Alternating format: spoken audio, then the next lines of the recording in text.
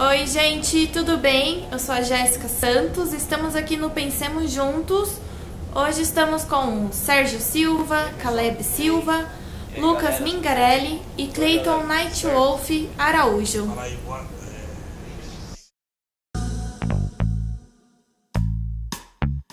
Pensemos juntos! Olá pessoal, estamos de novo aqui para falar a respeito dos comentários que nós fizemos no começo, a respeito da Copa, o que a gente acertou, o que a gente errou, e fazer a previsão agora para a próxima etapa, né, a partir das oitavas. Das surpresas, entre aspas, aí do Alemanha, último lugar do grupo. A maior surpresa, né? Os caras escorregaram na... Nem vieram pra Copa, né? Não, pra falar a verdade. nem vieram. Ficaram na Alemanha. Os caras foram fracos demais. Eu já cantei uma bola importante no outro programa, que eu falei que podia dar uma zebra no grupo do Brasil, e deu mesmo, o Brasil realmente passou em primeiro, né? Eu falei, tá gravado, ó. Você Falei assim, ó, pode ser que dê uma zebra aí, o Brasil passa em primeiro. A gente viu que foi difícil, né? Quase não resistimos ali, né? Se não fosse ali uns gols meio assim, né? No final ali, contra a Costa Rica, tá? A gente não sabe como é que ia estar agora, né? Como eu disse, né? Foi um pouquinho ali de sorte também, porque mais 2 minutinhos a gente tava, né? Tava em maus lençóis. Entendeu? E não sei não, essa seleção aí só por aquele jogo ali, não sei se vai aguentar pegar uma Bélgica aí da vida aí que tá voando, uma França, uma Bélgica aí da vida, eu não sei se... O Uruguai também, né? Pode pegar o Uruguai pra frente. Essa Copa que eu vejo é assim, o nível, assim, em termos individuais, realmente está muito ruim.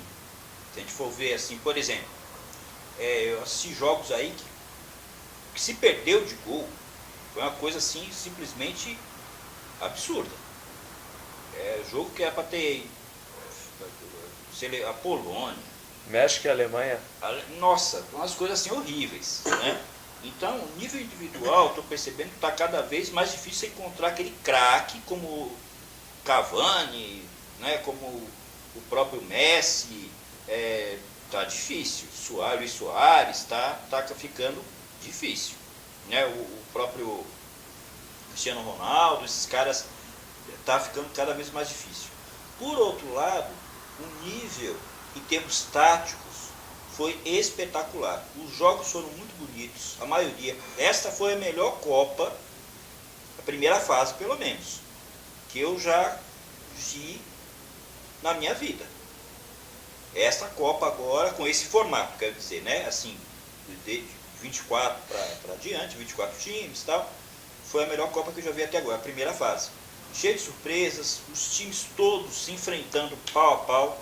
A Alemanha, que foi realmente uma grande surpresa, que para mim era, eu disse, volto a dizer, era o grande favorito, na minha opinião, pelo elenco, só que faltou algo. A equipe alemã perdeu sintonia. A sintonia fina, que era o grande destaque da Alemanha, a Alemanha tinha aquela sintonia fina, passes milimétricos, aquelas jogadas, parece que perdeu tudo. Parece que era um relógio que as peças não estavam se encaixando. E eu acho também que algumas figuras fizeram falta. O Khedira fez falta. O Klose, amigo, Miroslav Klose fez falta, está fazendo falta demais esse time, né?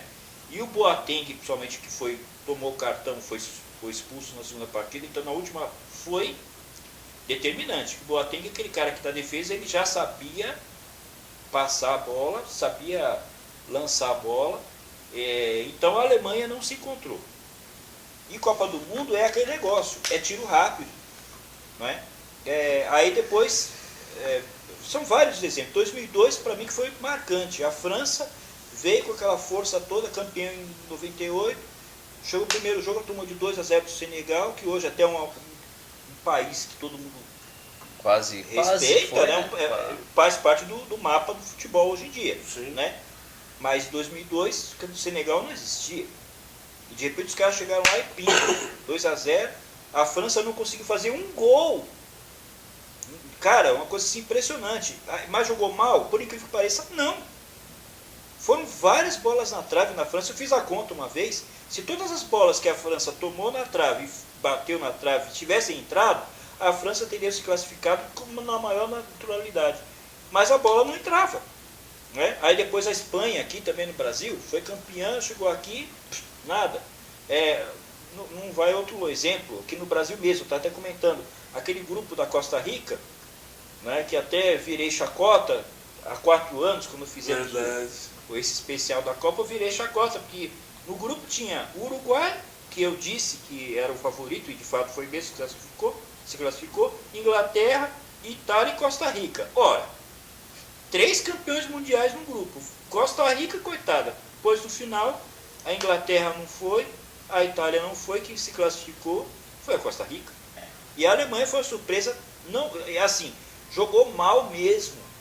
A Alemanha só foi a Alemanha durante o segundo tempo contra a Suécia. Ali a Alemanha parece que se encontrou na base do abafa, mas fora isso, nada. Né? Só que a Alemanha, mesmo tendo sido eliminada, eu vejo que tem uma vantagem muito grande sobre o Brasil. Porque eu disse no primeiro programa que, para mim, tinha 2 seleções que estavam muito acima das outras. Alemanha e Brasil.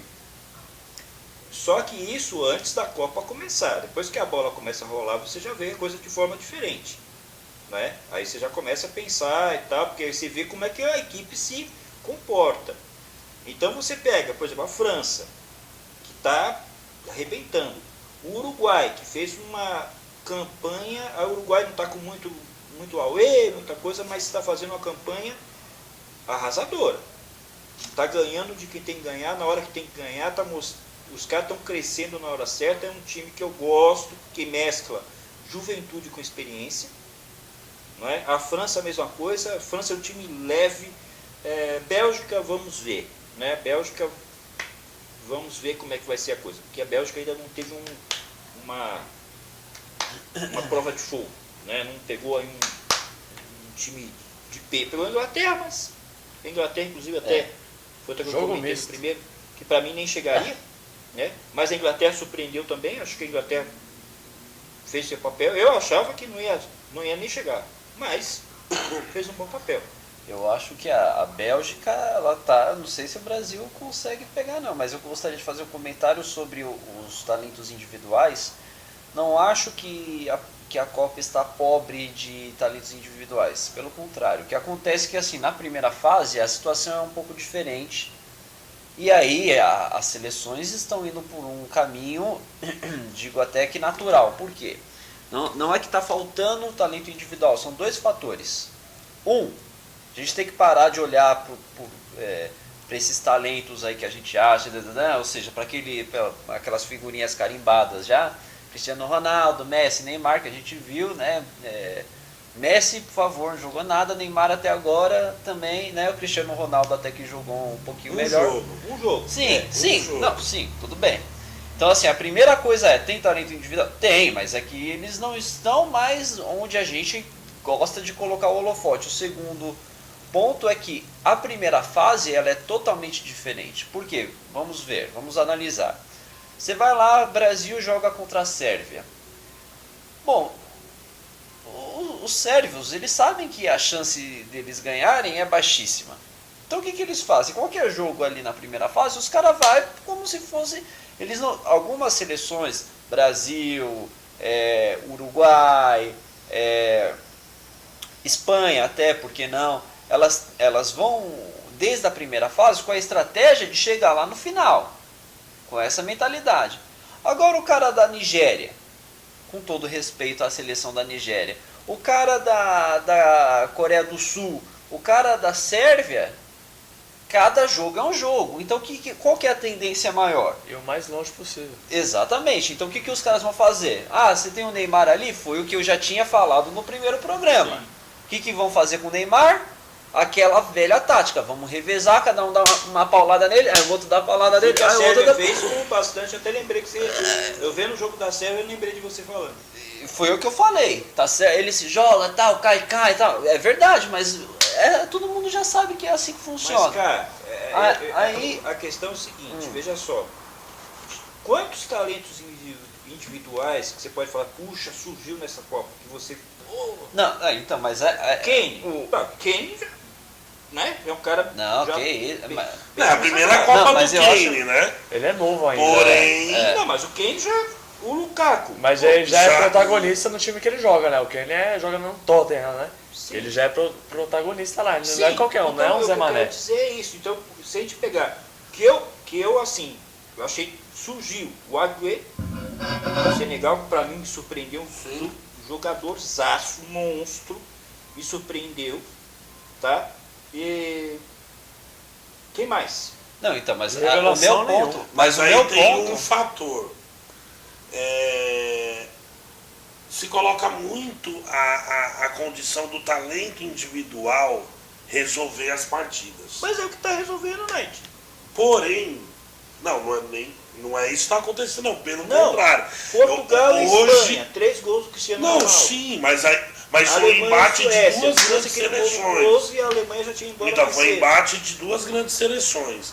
Mas quando você, principalmente, você pega um time que ele tem já um time tarimbado, com um time que talvez não tenha tanta tarimba, a coisa tá diferente. Por quê? Todos os técnicos eles estão montando sistemas táticos para anular esses talentos individuais. Um exemplo muito claro. Argentina e Islândia. Cadê o Messi? Um exemplo, não, o Messi foi abaixo. Mas termina que eu vou expor esse ponto que eu avaliei particularmente. Então, assim, os dois pontos que eu ia falar. Você enfrenta seleções que estão com uma visão diferente, o que consequentemente faz com que o seu jogo não seja tão solto. Você olha, mesmo que não seja, por exemplo, uma seleção um pouco mais abaixo, olha a Argentina como é que jogou agora. Quantos cartões ela levou? Um monte. Levou 4, 5 cartões. Por quê? Porque apesar de ser uma seleção de respeito, ela jogou no desespero como se fosse um time pequeno, vamos falar a verdade. E time pequeno faz assim, os caras chegam pra o Ele quê? defende um jogador só. Ex- Jogar uma bola pro Então, Messi, mas ele que por se quê, vira. Na cara? esperança Na Argentina, de anular. Quem jogou o Rojo no último jogo, Di Maria e o Messi. O Não, resto do sim, time, sim. pelo amor de Deus. Mas eu tô falando, a postura a dela. Argentina, especificamente, não tenho nada, eu até gosto muito do trabalho do Sampaoli. Ele já vem de grandes trabalhos com a seleção chilena, com a equipe do Sevilha, antes de ele ter assumido a seleção da Argentina no lugar do Bausa, do Edgardo Bausa. Ele é um cara que gosta de montar times ofensivos, ele tem até uma visão muito parecida com o Bielsa. Não sei se no passado ele foi auxiliar, mas ele tem uma visão muito semelhante do Bielsa. Porém, a Argentina já vem de 2, 3 Copas que ela vem enfrentando um problema muito sério, que é goleiro e defesa. Concordo. Né? Eu vendo um dos jogos da Argentina, foi a última. Foi o terceiro jogo. Eu tava vendo pela Fox, não me lembro o nome do comentarista. Ele fez uma leitura que eu achei muito interessante, que a gente já conversou há 4 anos atrás em frente ao Brasil. Depois que o Zanetti e o Sorin se aposentou, Zanetti lateral direito, Sorin esquerda, a Argentina não encontrou mais um lateral à altura, nem para lá direita nem para a esquerda. O Rojo, que é o exemplo que você colocou, E foi lateral na Copa. ele é lateral, na Mandou bem verdade. demais. Mas Ele também é é uma lateral vaga. esquerdo, só que com a deficiência de zagueiro que a Argentina tá, que tá uma draga. O setor defensivo argentino já não é de agora, o problema não é agora. O problema já vem de 2, 3 Copas que a Argentina vem sofrendo esse problema. Mas a Argentina foi finalista em 2014. Foi porque montou um sistema bem, com Mascherano, que foi uma coisa que... Até vendo os jogos, que eu estou até vendo muito no YouTube, jogos de Copas passadas, eu não lembro exatamente quem foi o treinador da Argentina de 2014, mas ele montou um esquema muito parecido que o Parreira montou em 94 com o Mascherano e o Banega. O Mascherano, que eu, aliás, não gosto dele, mas eu acho que Copa passada ele jogou demais. Ele montou um esquema muito parecido com o que o Parreira montou com Dunga e Mauro Silva em 94. A Argentina não passou perigo. E o Sampaoli, que tem uma visão até mais ofensiva, e ele esqueceu que o problema da Argentina não é o ataque. Ataque, a Argentina tem jogadores maravilhosos. Dybala, que não jogou. O 10 da Juve. Né? É o maior jogador da Juve. Monstro. O Messi, Agüero, que jogou, só foi titular no primeiro jogo. O próprio Messi, o Di Maria, muito abaixo. O Di Maria ele é o termômetro da seleção argentina. Concordo totalmente. O Di Maria, quando tá bem, a Argentina joga como tem que jogar, a escola argentina. E quando o Di Maria não joga, é um problema. E assim, muito me estranhou na hora que eu vi a escalação dos 3 jogos da Argentina, inclusive, o Rojo jogando de zagueiro. Mas por quê? Ele tinha um outro cara, não do nível dele, mas que pelo menos cobria a lateral esquerda, para não ficar pior. Que na verdade, se fosse pensar fazer pelo certo, teria que fazer uma zaga para poder cobrir todos esses zagueiros que são horrorosos, fazer uma zaga com o Mascherano e o próprio Rojo, porque o Mascherano jogou isso anos no Barcelona, desde quando o Puyol se aposentou. Ele não joga mais de volante, agora ele saiu do Barcelona, foi pro futebol chinês, mas ele faz essa posição de zagueiro, que é uma coisa que o Guardiola faz muito nos times que ele treina, colocar um zagueiro e um volante. Mas o que acontece com a Argentina é o seguinte: primeiro que é um balaio de gato desgraçado. Verdade. Tá? O problema da Argentina não é um problema técnico. Tá? Por exemplo, goleiro, tudo bem. O Cavaleiro começou. Não era nenhum dos dois. Tá? Os 2 goleiros que atuaram da Argentina não era para ser nenhum dos dois. O goleiro titular. É o Romero, que ficou no banco. Sérgio Romero, que fez uma Copa excelente aqui no Brasil, se machucou. Sim. Um pouco antes da Copa. Então, verdade. Aí pode acontecer, como aconteceu, por exemplo, em 90 com o Pumpido, que era o titular. Se machucou na estreia. Quebrou a perna, sei lá o que aconteceu, fraturou a perna durante a Copa, inclusive. Foi contra Camarões, na estreia da Argentina. Fraturou a perna e entrou Goicoechea, que nunca, jamais ninguém podia imaginar que o Goicoechea ia atuar naquela Copa. Tanto que a Argentina levou só 2 goleiros. Era o Pumpido e vamos levar qualquer um aí que para compor aí. Levaram o Goicoechea, que jamais passou pela cabeça que era o Pumpido. Aí ele se quebrou, se machucou, entrou o Goicoechea, que era um goleiro extremamente limitado, mas acabou se consagrando. Chegou até a final da Copa porque virou o tapa-penales. Numa Copa que todo o jogo ia para o pênalti, ele acabou se consagrando como um grande defensor de pênalti.